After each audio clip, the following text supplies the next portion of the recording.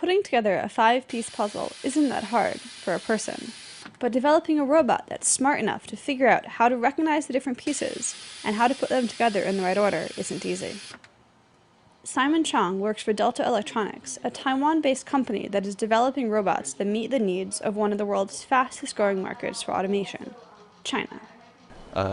这个机器是把机器手背跟机器视觉结合在一起，变成智慧型的 robot。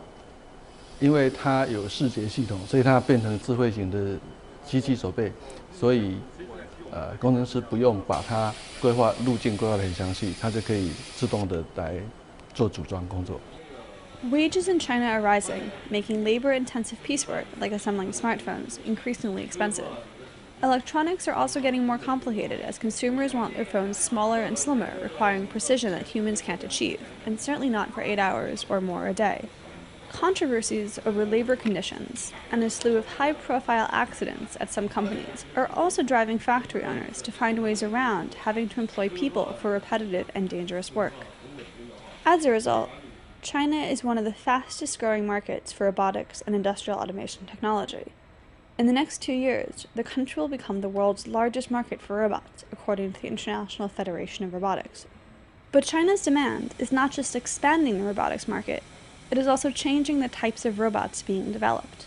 Historically, the whole robotics industry has been very much driven by the automotive business, and now in the new markets like in China, Taiwan, we have seen now that particularly the electronics market has started to look for automation opportunities, and in this case, we have to see how we can develop products and robots in this case that fits into that market much better. Some of that innovation is coming from companies like ABB, but a lot of it is also happening locally. Han Hai Precision, commonly known as Foxconn, has pledged to build 1 million robots to combat rising wages. That, the company says, will also let it refocus its employees on more complicated, higher-value tasks. Engineers at Taiwan's ITRI, a government-supported science research facility, are working with other Taiwanese electronics companies to develop the technology they need to automate their assembly lines. We use vision as a sensor for the robot to see what parts we have and where we to get the part. First control, we use some control technology to plug in the parts on the main board.